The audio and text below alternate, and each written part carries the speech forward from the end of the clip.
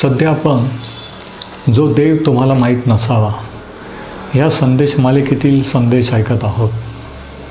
आणि ह्या संदेश मालिकेत आपण परमेश्वर देव कसा आहे, कसा नाही, तो काय करतो, काय करू शकतो, काय करीत नाही याविषयीचा अभ्यास करत आहोत. पवित्र शास्त्र याविषयी काय शिकवतो हे आपण पाहत आहोत. आणि जसं जसं आपल्याला माहीत होतं तसं तसं देवाबद्दलचे बरेचसे गैरसमज दूर होतात. आता बऱ्याच वेळेस एखादी वाईट घटना घडल्यानंतर लोक देवाला दोष देतात. देवाने असं का केलं असं म्हणतात. म्हणजे देवाबद्दल गैरसमज आहे.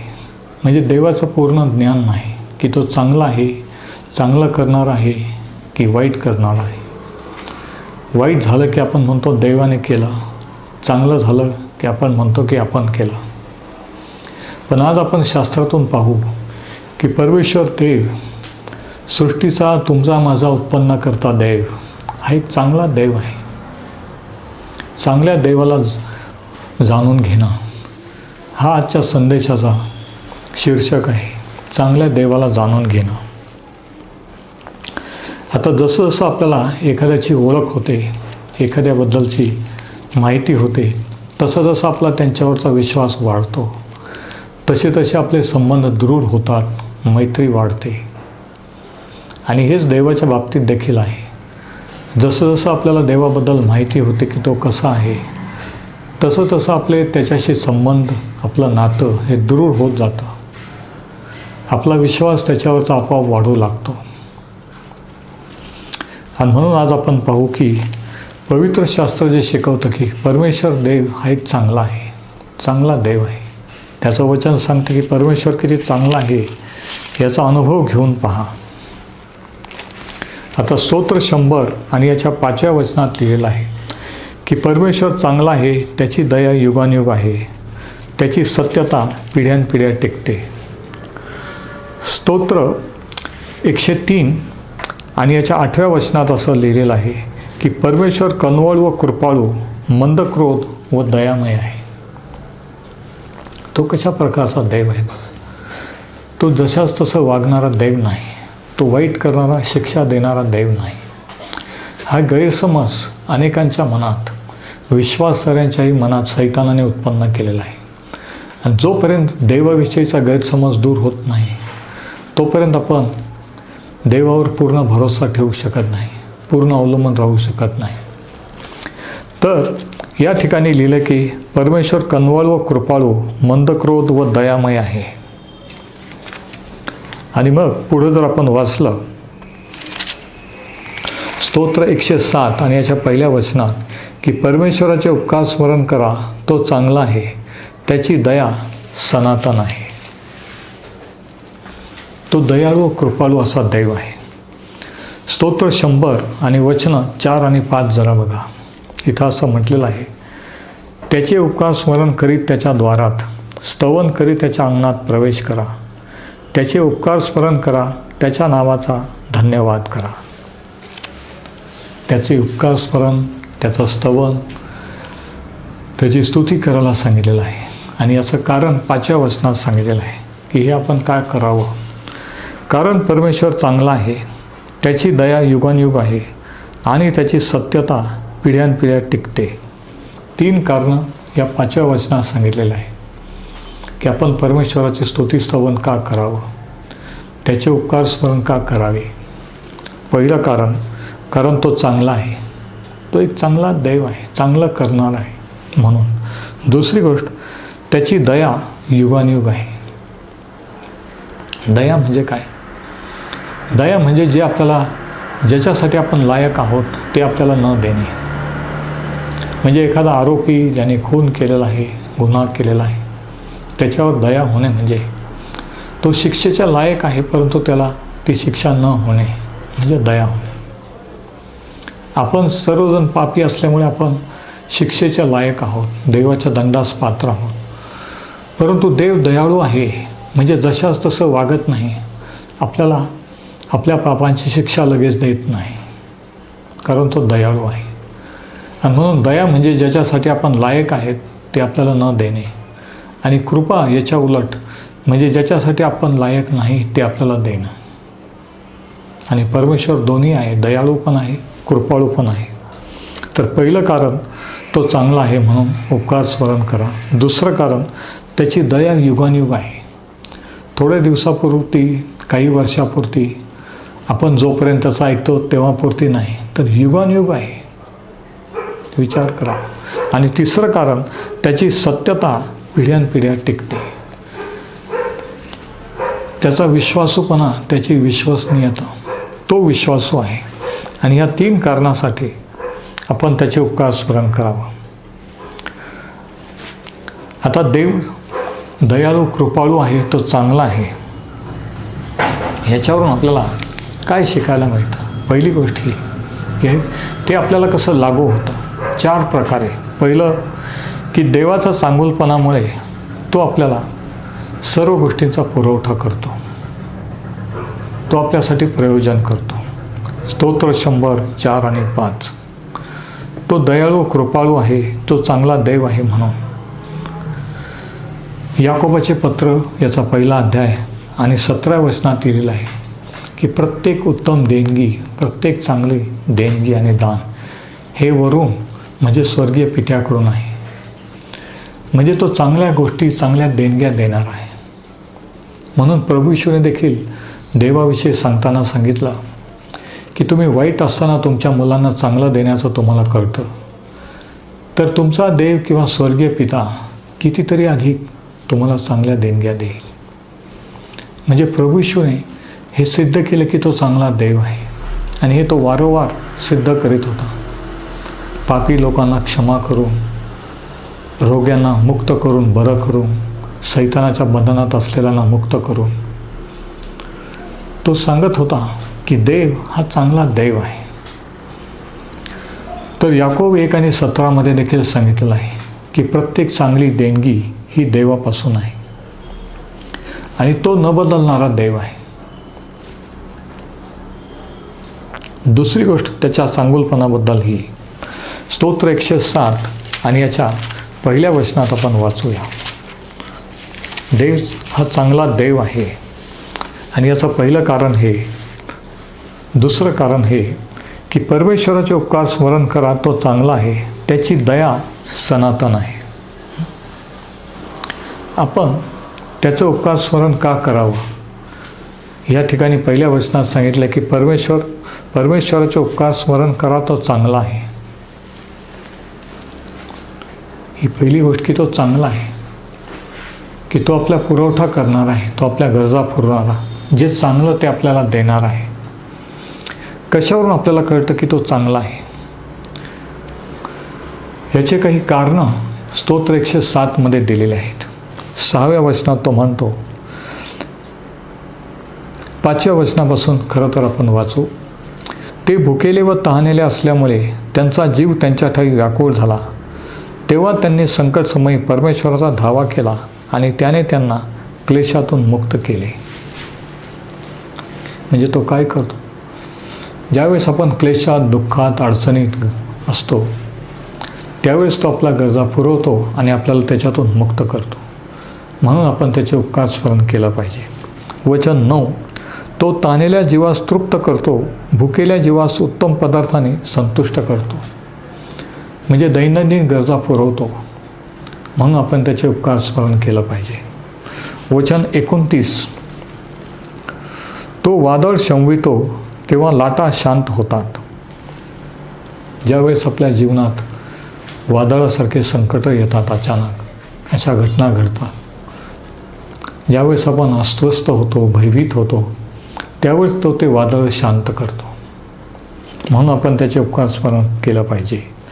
आणि मग 33वं वचन, तो नद्यांचे अरण्य करतो, पाण्याच्या झऱ्यांच्या जागी शुष्क भूमी करतो. म्हणजे तो ऋतू बदलतो. सगळे दिवस सारखे नसतात. दिवस, आयुष्यातला परिस्थिती ही बदलत जाते आणि ती बदलणारा, ऋतू बदलणारा तो देव आहे.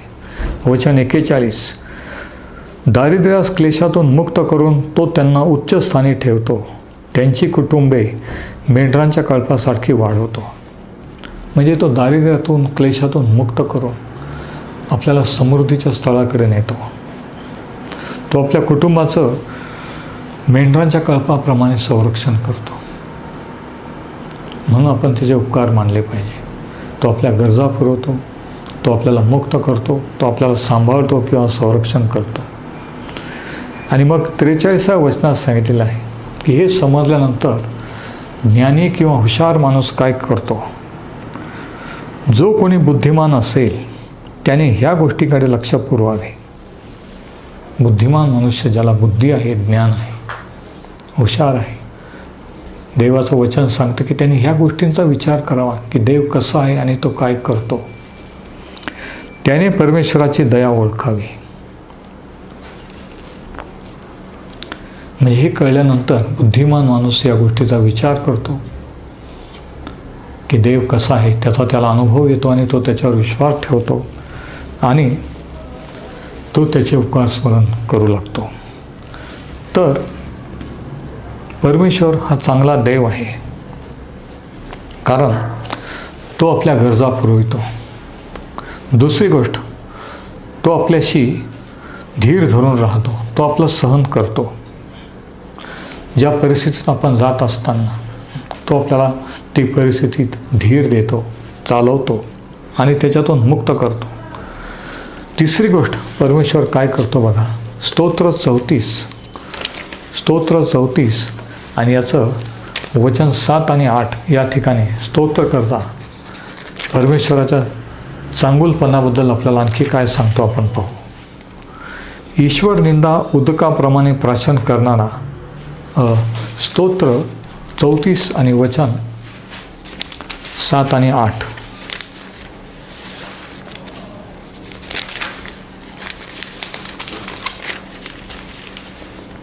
परमेश्वराचा दिव्यदूत त्याचे भय धरण्याभोवती छावणी देतो आणि त्यांचे संरक्षण करतो. म्हणजे त्यांचे भय धरण्यासाठी देवाने त्याचे दिव्यदूत नेमलेला आहे. आणि तो दिव्यदूत ज्यावेळेस आपण संकटात असतो, ज्यावेळेस त्याचे लोक संकटात असतात, त्यावेळेस तो त्यांचं संरक्षण करतो. परमेश्वर किती चांगला आहे याचा अनुभव घेऊन पहा. त्याचवर भाव ठेवतो तो पुरुष धन्य. म्हणजे तिसरी गोष्ट, परमेश्वर आपलं संरक्षण करतो. जरा विचार करा, कधी त्याने तुमचं संरक्षण केलं आहे का? एखाद्या अपघातातून, एखाद्या साथ रोगातून, दुखण्या आजारातून. त्याबद्दल त्याचे आभार माना, कारण तो संरक्षण करणारा दैव आहे. आणि मग 7व्या वचनात सांगितलेलं आहे की परमेश्वर संरक्षण करतो. इब्री लोकास पत्र 1 आणि याच्या 14व्या वचनात देवदूतांचं कार्य काय आहे विश्वास धरण्यासाठी तेच सांगितलेलं आहे की जे आपण परमेश्वरावर प्रभूश्वर विश्वास ठेवणारे, जे आपण तारण पावले, आपल्यासाठी देवाने आपलं संरक्षण करण्यासाठी काय प्रयोजन केलेलं आहे, काय व्यवस्था केलेली आहे. इब्री लोकास पत्र 1 आणि 14 असं लिहिलेलं आहे. 13 आणि 14 आपण वाचू. पण त्याने कोणत्या देवदूताविषयी असे कधी म्हटले की मी तुझे वैरी तुझे पादासन करीपर्यंत तू माझ्या उजवीकडे बैस. ते सर्व म्हणजे देवदूत, ते सर्व वारशाने तारण प्राप्ती होत असलेल्यांसाठी, म्हणजे ज्यांचं तारण होणार आहे आणि ज्यांचं तारण झालेलं आहे त्यांच्यासाठी सेवा करास पाठवलेले असे परिचारक आत्मे नाहीत काय? बघा, म्हणजे ज्यांचं तारण झालेलं आहे, होणार आहे, त्यांचं संरक्षण करण्यासाठी, त्यांना सहाय्य करण्यासाठी पाठवलेले हे देवाचे परिचारक आत्मे आहेत. कोण? देवाचे दिव्यदूत. आणि त्यांच्याद्वारे तो आपलं संरक्षण करतो. आणि मग स्तोत्र 91, ते प्रसिद्ध स्तोत्र 91 आणि याच्या 11व्या वचनामध्ये स्तोत्र करता काय म्हणतो बघा. कारण तुझ्या सर्व मार्गात तुझे रक्षण करण्याची तुझ्याविषयी तो आपल्या दिव्यदूतास आज्ञा देईल. तुझ्या सर्व मार्गात, अंडरलाईन करा, काही मार्गात, बहुतेक मार्गात नाही, तर प्रत्येक बाबतीत संरक्षण करण्याचं आश्वासन, अभिवचन देवाने दिलेलं आहे. आता ह्याच्यावरून तो चांगला नाही का? तो चांगला आहे म्हणून तो आपलं संरक्षण करतो. तो संरक्षण करणारा दैव आहे. आणि चौथी गोष्ट त्या देवाबद्दल ही, स्तोत्र 143 आणि वचन 10. स्तोत्र 143 आणि याच्या 10व्या वचनामध्ये स्तोत्रकर्ता काय प्रार्थना करतो आपण पाहू. तो म्हणतो की तुझ्या इच्छेप्रमाणे वागण्यास मला शिकव, कारण तू माझा देव आहेस. किती अद्भुत प्रार्थना आहे, किती महत्त्वाची प्रार्थना आहे नाही का. तुझ्या इच्छेप्रमाणे वागण्यास मला शिकव, कारण तू माझा देव आहेस. स्तोत्रकर्ता हे कबूल करतो की तो त्याचा देव आहे, तो त्याचा वैयक्तिक देव आहे. आमचा देव आहेस नाही तर माझा देव आहेस म्हणजे त्याचं देवाचे वैयक्तिक नातं होतं.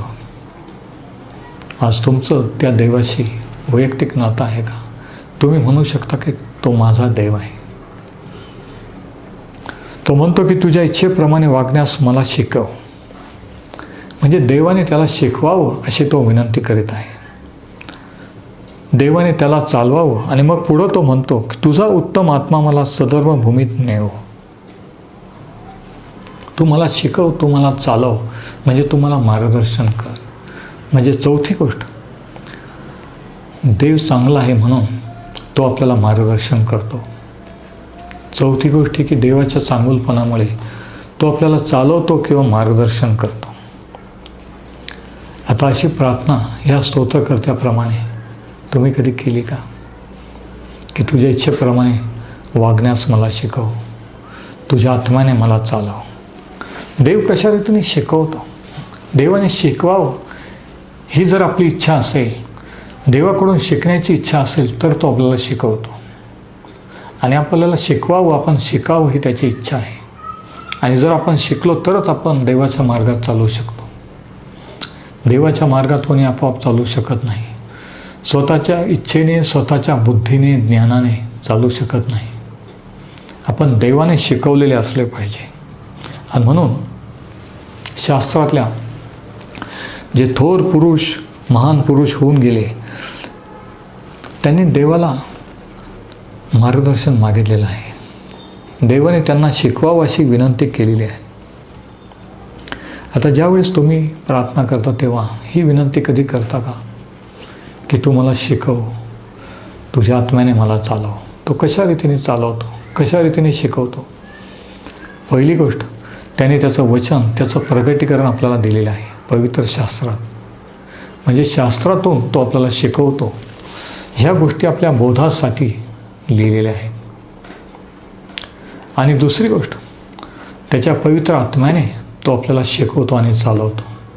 प्रभू ईश्वराने म्हटलं की दुसरा एक कैवारी मी तुमच्याकडे पाठवीन, तो सांत्वन करणारा.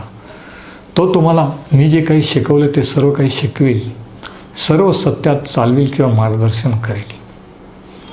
म्हणजे देव दोन प्रकारे आपल्याला मार्गदर्शन करतो, त्याच्या वचनाने आणि त्याच्या आत्म्याने. किती अद्भुत आहे ना का.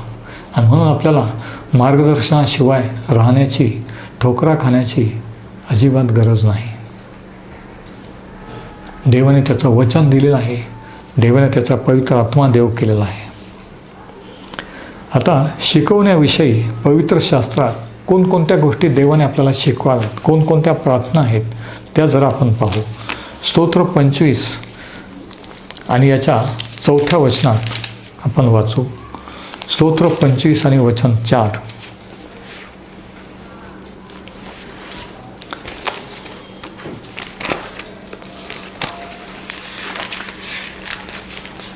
या ठिकाणी स्तोत्रकर्ता म्हणतो, हे परमेश्वरा, तुझ्या वाटा मला दाखव, तुझे मार्ग मला प्रगट कर. म्हणजे तो मार्गदर्शन मागत आहे की तुझ्या वाटा मला दाखव, तुझे मार्ग मला प्रगट कर. आणि ही प्रार्थना आपण केली पाहिजे. जर देवाकडून आपल्याला शिकायचं तर त्याला मागितलं पाहिजे. स्तोत्र 25 आणि 5वं वचन, तू आपल्या सत्यपथाने मला ने, मला शिक्षण दे, कारण तू माझा उद्धारक देव आहेस. मी तुझी नित्य प्रतीक्षा करतो. स्तोत्रकर्ता दावीद जरी राजा होता, बुद्धिमान होता, त्याच्या हातात सत्ता अधिकार होते, सर्व काही त्याच्याजवळ होतं, तरी तो परमेश्वरावर अवलंबून आहे. तो त्याला मार्गदर्शन मागत आहे. कारण कारण त्याला माहिती आहे की तो चांगला देव आहे, तो मार्गदर्शन करणारा देव आहे. आणि मग स्तोत्र 27 आणि वचन 11 मध्ये आणखी काय प्रार्थना आहे बघा. हे परमेश्वरा, आपला मार्ग मला दाखव. लोक माझ्या पाळतीवर बसले आहेत, म्हणून मला धोपट मार्गाने ने. देवाने का मार्गदर्शन करावं, का शिकवावं? कारण शत्रूमुळे. तो म्हणतो की लोक माझ्या पाळतीवर बसले आहेत, माझे शत्रू माझा घात करावास पाहत आहेत. किती विशेष आहे नाही का? आपल्या कामाच्या ठिकाणी, समाजाच्या ठिकाणी, काही वेळा घरामध्ये, शेजारी लोक आपल्या पाळतीवर बसलेले असतात, वाईटावर बसलेले असतात. आणि त्यावेळेस आपण कसं वागावं, कसं बोलावं, याच्यासाठी आपल्याला देवाच्या मार्गदर्शनाची गरज असते. आणि म्हणून स्तोत्रकर्ता ही प्रार्थना करतो की हे परमेश्वर, आपला मार्ग मला दाखव. लोक माझ्या पाळतीवर बसले आहेत, म्हणून मला धोपट मार्गाने. म्हणजे देवाने जर शिकवलं, मार्गदर्शन केलं, तर तो म्हणतो मी हे लोक जे माझ्या पाळतीवर बसलेले आहेत, माझं वाईट करण्यासाठी टपलेले आहेत, त्यांच्यापासून माझा बचाव होईल. किती विशेष आहे बघा. आणि पुढे स्तोत्र 86 आणि वचन 11 ह्या ठिकाणी आणखी कशासाठी स्तोत्र करता प्रार्थना करतो. स्तोत्र 86 आणि याचं 11 वचन बघा. हे परमेश्वरा, तुझा मार्ग मला दाखव. मी तुझ्या सत्य मार्गाने चालेन. तो कबूल करतो की जर तू मला मार्गदर्शन केलं तर मी तुझ्या मार्गाने चालेन. आणि ज्यावेळेस आपण चालायला तयार होतो त्याच वेळेस देव मार्गदर्शन करतो. बरेच वेळेस लोक प्रार्थना करतात, मार्गदर्शन मागतात, परंतु ते मार्गदर्शन जसं काही एखाद्या डॉक्टरचं ओपिनियन असतं तशाप्रमाणे मागतात. देवाचं मार्गदर्शन हे डॉक्टरचं ओपिनियन नाही आहे, ते अंतिम ओपिनियन आहे, ते देवाचं ओपिनियन आहे. आणि त्याच्यावर कोणाचं मत विचारण्याची, मत घेण्याची गरज नाही. आणि ज्यावेळेस आपण देवाचं ऐकायला तयार होत असतो त्याच वेळेस तो आपल्याला मार्गदर्शन करतो. देवाचं म्हणणं काय आहे ते बघू असं म्हणून देवाचं मार्गदर्शन मिळत नसतं. म्हणून खरंच जर तुम्हाला मार्गदर्शन पाहिजे असेल तर ज्यावेळेस तुम्ही त्याचं ऐकायला, त्याच्या मार्गदर्शनात तयारी दाखवाल त्यावेळेस तो मार्गदर्शन करील. आणि म्हणून तो म्हणतो की हे परमेश्वरा, तुझा मार्ग मला दाखव. मी तुझ्या सत्य मार्गाने चालेन.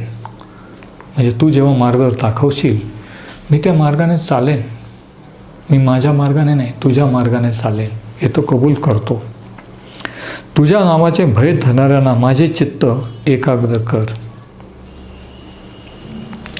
म्हणजे तुझं भय धरण्याचं माझं मन स्थिर कर, असं तो म्हणतो.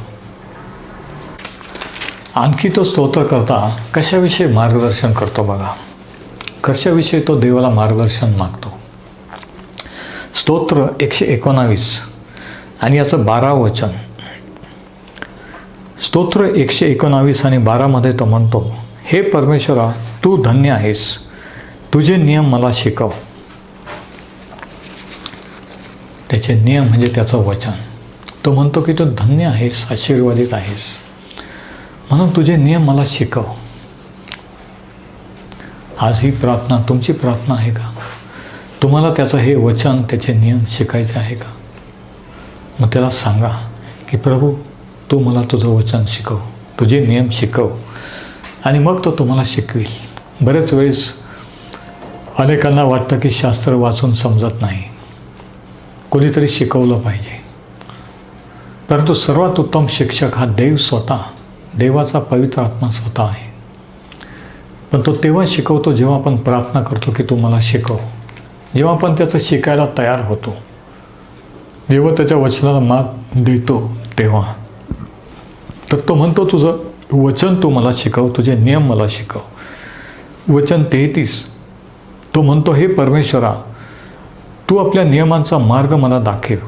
म्हणजे तो मी शेवटपर्यंत धरून राहीन. बघा, तो म्हणतो की तुझे वचन आणि तुझ्या वचनातून तुझा मार्ग मला दाखव. म्हणजे शेवटपर्यंत, आयुष्याच्या शेवटपर्यंत, आयुष्यभर मी त्या मार्गाने चालेन. किती महत्त्वाची प्रार्थना आहे बघा. स्तोत्र 119 आणि याचं 66वं वचन बघा. आणखी तो काय प्रार्थना करतो. तो म्हणतो की सद्विवेक व ज्ञान मला दे, कारण तुझ्या आज्ञांवर माझी निष्ठा आहे. सद्विवेक व ज्ञान सर्वात महत्त्वाची गोष्ट, आणि ते देवापासून, त्याच्या वचनापासून मिळत असतं. आणि मग पुढे वचन 108, स्तोत्र 119 आणि वचन 108 मध्ये तो म्हणतो, हे परमेश्वरा, माझ्या तोंडची वचने ही स्वसंतोषाची अर्पणे समजून मान्य कर. तुझे निर्णय मला शिकव. तो म्हणतो माझ्या तोंडची वचने, माझ्या तोंडचे शब्द हे अर्पण म्हणून तू स्वीकार कर. आज तुम्ही ते म्हणू शकता का की मी बोललेले शब्द अर्पण म्हणून, माझी प्रार्थना ही अर्पण म्हणून, माझं स्तुती स्तवन उपकार स्मरण हे अर्पण म्हणून मान्य कर. पुढं तो म्हणतो की तुझे निर्णय तू मला शिकव. वचन 108 मध्ये तुझे निर्णय मला शिकव. तुझे वचन मला, किती वेळेस स्तोत्र करता हे म्हणतो की तुझे नियम, तुझे निर्णय म्हणजे तुझं वचन मला शिकव. ज्यावेळेस आपण मागतो तेव्हा तो देतो, तो शिकवतो, तो चालवतो, कारण तो चांगला दैव आहे. वचन 135, स्तोत्र 119 आणि 135, तू आपला मुख प्रकाश आपल्या दासावर पाड आणि तुझे नियम मला शिकव. त्याला वचन, त्याला देवाचे नियम शिकायची इच्छा आहे. आज तुम्हाला त्याचे नियम, त्याचं वचन शिकायची इच्छा आहे का? देवाचे मार्ग जाणून घेण्याची इच्छा आहे का? असेल तर तो नक्कीच तुम्हाला शिकवेल. स्तोत्र 140, 143 आणि 10 मध्ये की तुझ्या इच्छेप्रमाणे वागण्यास मला शिकव, कारण तू माझा दैव आहेस. तुझा उत्तम आत्मा म्हणजे तुझा पवित्र आत्मा मला सदर्म भूमीत नेव.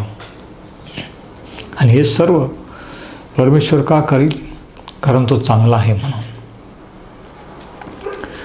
आणि ज्यावेळेस आपल्याला ही खात्री होते, हे त्याच्या वचनातून समजतं की देव एक चांगला देव आहे. तो वाईट नाही, वाईट करणारा नाही. तो सांभाळणारा, संरक्षण करणारा, गरजा पुरवणारा, मार्गदर्शन करणारा देव आहे. त्यावेळेस आपला विश्वास त्याच्यावर अधिक दृढ होतो. तो अधिक आपल्याला शिकवू लागतो, आपण अधिक शिकतो आणि दैनंदिन जीवनात आपण विजयातून विजयाकडे, विश्वासातून विश्वासाकडे वाढत जातो. परमेश्वर हे वचन आशीर्वादित करो.